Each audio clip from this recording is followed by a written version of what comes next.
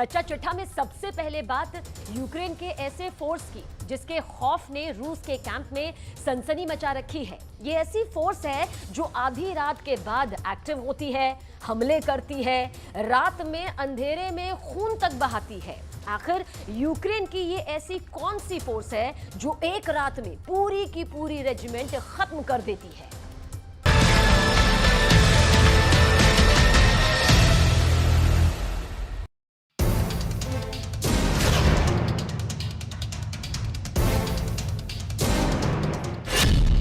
Video number 1,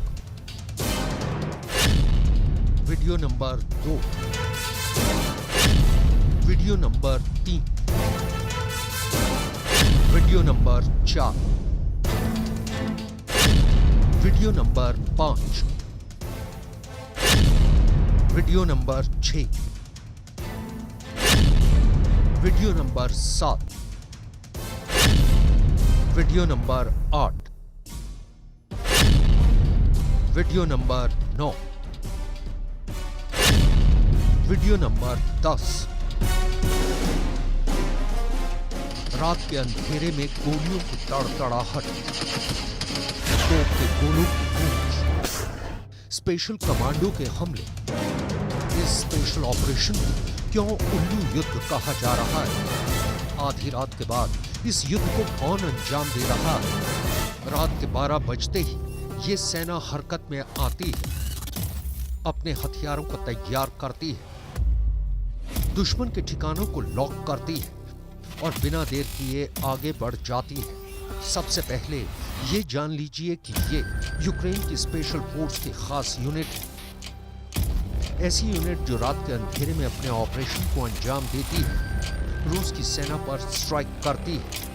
ऐसी strike जिसमें जबरदस्त फाइट होती है, वो भी तब जब लाइट नहीं होती। अंधेरा ही इस ऑपरेशन का सबसे बड़ा हथियार है। वक्त होता है रात के 2 बजे का। यूक्रेन की ये उल्लू सेना अब रूस के कब्जे वाले इलाके में पहुंच जाती है, जहां उनका आमना सामना होता है रूस की सेना से। लेकिन रूस की सेना इस हमले से अनजान होती है। ठीक उसी वक्त उन पर हमला होता है।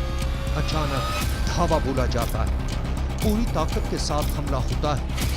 यूक्रेन के ये स्पेशल कमांडो काल बनकर रूस की सेना पर टूटते हैं। जबरदस्त लड़ाई होती है और सुबह की पहली किरण से पहले जीत हार का फैसला हो जाता है। Night operation 1, night operation 2, night operation 3। अंधेरी रात में हो रहे इस युद्ध को देख मॉस्को में मातम है। इस ऑपरेशन को क्रेमलिन में बार बार देखा जा रहा है। रूस के वॉर रूम में इस वॉर के पलटवार के लिए मंथन हो रहा है। रात के अंधेरे में हुए इस युद्ध को लेकर यूक्रेन ने बहुत बड़ा दावा किया है। यूक्रेन का दावा है कि उसकी सेना रूस के कब्जे वाले इलाके में अंदर तक घुस गई है। उस इलाके में जो पहले यूक्रेन का हिस्सा था, लेकिन युद्ध के दौरान उस पर रूस ने अपना कब्जा जमा लिया। अब उस इलाके को यूक्रेन की सेना ने रूस के खूनी जबड़े से छीन लिया है। यूक्रेन का दावा है कि उसकी सेना ने रोबोटिन शहर पर कब्जा कर लिया है। रोबोटिन यूक्रेन का दक्षिणी शहर, ये जापोरिजिया इलाके में है। Пане коменданта, пане головнокомандуючий, населений пункт Роботіно, Запорізька область. Міною від окупанта силами 47-ї окремої механізованої бригади та суміжними підрозділами. Тут блакитний прапор буде над кожним українським містом. Слава Україні! Героям слава! सुना आपने, यूक्रेन की सेना की ये स्पेशल कमांडो सीधे यूक्रेन के कमांडर इन चीफ को मैसेज दे रहा है। कमांडर इन चीफ मतलब यूक्रेन के प्रेसिडेंट से मुखातिब है। ज़ेलेंस्की से बता रहा है कि रोबोटिन शहर को रूस से छीन लिया गया है। दावा किया जा रहा है कि ज़ेलेंस्की इस नाइट ऑपरेशन से जुड़े रहते हैं। वो वॉर रूम में बैठकर पूरे ऑपरेशन को देखते हैं, एक एक हरकत पर नजर रखते हैं। उनकी स्पेशल फोर्स कैसे आगे बढ़ रही है, दुश्मन की सेना को कैसे अपने निशाने पर ले रही है, रात के अंधेरे में कैसे जीत का भरोसा जगा रही है। यूक्रेन का मानना है कि उसके लड़ाकों ने दक्षिण में रोबोटिन शहर पर कब्जा कर बहुत बड़ा काम किया है। इस ऑपरेशन ने रूस के सैनिकों के सबसे मजबूत मोर्चे को तोड़ दिया है। इस रेखा को तोड़ यूक्रेन की सेना अब और तेजी से आगे बढ़ना शुरू कर देगी। अपने कब्जे वाले इस इलाके में रूस की सेना ने बारूदी सुरंगें बिछा रखी। यही वजह है कि यूक्रेन की सेना दिन के उजाले में रेकी करती है, ड्रोन कैमरे से पूरे इलाके की स्कैनिंग करती है, एक एक टारगेट का चुनाव करती है, फिर रात के अंधेरे में दुश्मन का काम तमाम करने आगे बढ़ जाती है। यूक्रेन के स्पेशल ऑपरेशन को आप इन 2 वीडियो के जरिए बहुत ही बारीकी से समझ सकते हैं। दिन में यूक्रेन की सेना ड्रोन कैमरों की मदद से चप्पे चप्पे की पड़ताल करती है, कहां दुश्मन ने क्या जमा कर रखा है, कहां कितने सैनिक तैनात, कहां कौन कौन से हथियार लगा रखे हैं। फिर रात में चुन चुन कर उन लक्ष्यों पर निशाना साधती है और दुश्मन को ढेर कर दम लेती है। ज़ेलेंस्की की ये खूनी ब्रिगेड कैसे लड़ती है, मोर्चों पर कैसे आगे बढ़ती है, इसका ये वीडियो देखिए। ये बखमूत का फ्रंट है और यहाँ इस ब्रिगेड के एक टुकड़े ने तूफान की तरह हमला किया है। बख्तरबंद गाड़ियों में बैठे ये कमांडो अचानक एक मोर्चे पर पहुंचते हैं और फिर मशीन गन से फायरिंग शुरू हो जाती है। बिना डरे ये कमांडो रूस की डिफेंस लाइन पर कहर बनकर टूटते हैं। रूस की फोर्स इसका कैसे मुकाबला करेगी, ये अभी आने वाले हफ्ते तय करेंगे।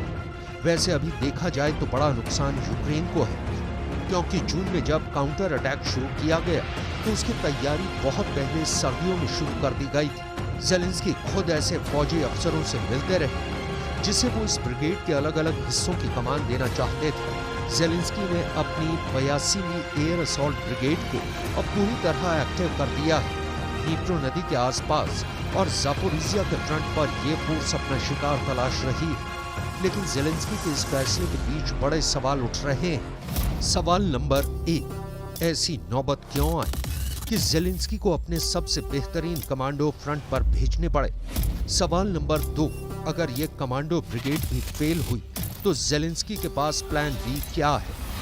सवाल नंबर 3, ये कमांडो ब्रिगेड हारे तो नेटो के हथियार भी पुतिन के कब्जे में आ जाएंगे, तब बाइडेन क्या करेंगे? ज़ेलेंस्की इस वक्त वाकई बहुत बुरी हालत में है। उनकी फौज हर मोर्चे पर पिटी जा रही है। पुतिन के सैनिक उनको भगा भगा कर मार रहे हैं। खार्कीव के दक्षिण से लेकर खेरसोन के मोर्चे तक ज़ेलेंस्की अब फेल होते जा रहे हैं। उनके सैनिकों को पता है कि बखमूत और बाकी मोर्चों पर यूक्रेन की फौज को रूस ने चुन चुन कर मारा है। बखमूत में जो गया है वो जिंदा वापस नहीं लौटा। पुतिन के तोप के गोले जब फटते हैं तो साथ में उस फौजी का नाम लिख कर लाते हैं जिसके पास उसकी जद में आने के बाद दम तोड़ने का वक्त भी नहीं होता। पुतिन बखमूत में लगातार मौत बरसा रहे हैं। बखमूत यूक्रेन का दलदली कब्रिस्तान बन चुका है। बखमूत में पुतिन ने ज़ेलेंस्की को बहुत बुरी तरह फंसा दिया है। अब एक खबर है जो ज़ेलेंस्की के ख्वाब पूरी तरह चकनाचूर कर सकती है। रूस का दावा है कि उसने डोनेस्क के मोर्चे पर काउंटर अटैक को फेल कर दिया है। रूस के मुताबिक यूक्रेन की 31वीं बीएमपी और बाकी बख्तरबंद गाड़ियां तबाह कर दी गई हैं। अगर ऐसा वाकई हुआ है तो ज़ेलेंस्की की बख्तर वाली फोर्स को बहुत बड़ा नुकसान पहुंचा है। इससे काउंटर अटैक बुरी तरह फंस गया है, क्योंकि ऐसे ही हथियारों और बख्तरबंद गाड़ियों के साथ काउंटर अटैक तेजी से आगे बढ़ सकता है। रूस का दावा है कि जब से काउंटर अटैक शुरू किया गया है यूक्रेन के करीब 60,000 सैनिक मारे जा चुके हैं। यानी जून के बाद से हर महीने यूक्रेन के 20,000 सैनिक मारे जा रहे हैं। इन 3 महीनों यानी जून से लेकर अगस्त तक यूक्रेन के 5,000 बड़े हथियार तबाह किए जा चुके हैं। इनमें टैंक भी हैं, बख्तरबंद गाड़ियां भी हैं, इनमें तोप भी हैं और हेलीकॉप्टर के साथ एयर डिफेंस सिस्टम भी है। जाहिर है आप इसे 82वीं एयर असॉल्ट ब्रिगेड कहें या फिर ज़ेलेंस्की के सबसे खूंखार कमांडो, या फिर ज़ेलेंस्की के वो फिदायीन फोर्स तैयार करने के अलावा कोई रास्ता नहीं बचा है। पुतिन को सबक सिखाने का ख्वाब सिर्फ ज़ेलेंस्की का नहीं है। ज़ेलेंस्की की 82वीं एयर असॉल्ट ब्रिगेड अब मोर्चा दर मोर्चा आगे बढ़ना चाहती है और इनके टारगेट पर ज़ापोरिज़िया की आगे का इलाका भी है। इनके टारगेट पर पुतिन और उनकी फौज, लेकिन इसका दूसरा नजरिया ये भी है कि एक तरह से बखमूत को बचाने में फेल साबित हुए ज़ेलेंस्की ने आखिरी कोशिश शुरू कर दी। वो बहुत से मोर्चे हार चुके हैं और अब युद्ध को रूस में ले जाते हुए उनकी ड्रोन फोर्स मॉस्को को भी टारगेट कर रही है। हालांकि कई हमलों के बाद इससे युद्ध पर रूस की पकड़ कमजोर नहीं हुई। यूक्रेन युद्ध को शुरू हुए 1.5 साल हो चुके हैं। दूसरे साल में चल रहा युद्ध धीमा होने के बजाय और खतरनाक हो गया है और सबकी नजर अब उन इलाकों पर है जहां ज़ेलेंस्की अब भी डटे हुए हैं, क्योंकि पुतिन बखमूत और आसपास मिली कामयाबी के बाद कीव की तरफ कूच करना चाहते हैं ताकि डॉनबास पर दबाव कम किया जा सके और ज़ेलेंस्की के सामने सबसे बड़ी चुनौती खड़ी कर सके, यानी यूक्रेन का पावर सेंटर कैपिटल कीव इस वक्त पुतिन की नजरों में है। वहीं ज़ेलेंस्की की सेना अब दक्षिण की ओर आगे बढ़ने की कोशिश कर रही है। दावे के मुताबिक यूक्रेन की सेना ने अज़ोव सागर तक पहुंचने का लक्ष्य तय किया हुआ है। यूक्रेन की सेना चाहती है कि वो यूक्रेन के दक्षिणी इलाके से होते हुए अज़ोव सागर तक पहुंच सके, जो रूस और क्राइमिया को जोड़ता है। यानी अगर यूक्रेन की सेना रूस की इस जमीनी पकड़ को कमजोर कर देती है तो क्राइमिया पर हमला आसान हो जाएगा। इतने दिनों के युद्ध के बाद भी यूक्रेन के अंदर करीब 1000 किलोमीटर से भी लंबा वॉर फ्रंट खुला हुआ है, जहां दिन रात लड़ाई चल रही है। रूस और यूक्रेन के सैनिक आमने सामने की जंग लड़ रहे हैं। जब पुतिन ने इस जंग को शुरू किया था तो उनका सबसे बड़ा लक्ष्य था क्राइमिया को रूस की मुख्य भूमि से जोड़ देना, यानी क्राइमिया और रूस को जमीनी रास्ते से लिंक कर देना।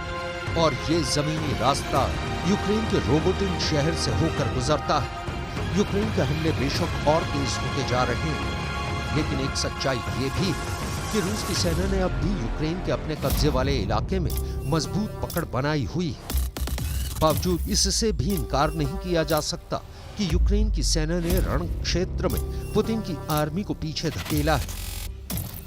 ऐसे में बड़ा सवाल ये भी है कि पूर्वी और दक्षिणी यूक्रेन पर कब्जा बरकरार रख पाना पुतिन के लिए क्या इतना आसान होगा? पुतिन का यूक्रेन को हासिल करने का सपना पूरा होगा या फिर कीव पर कब्जे की तरह ये भी अधूरा ख्वाब बनकर रह जाएगा? क्योंकि यूक्रेन की सेना का नाइट ऑपरेशन रूस के लिए नई मुसीबत बनी हुई है।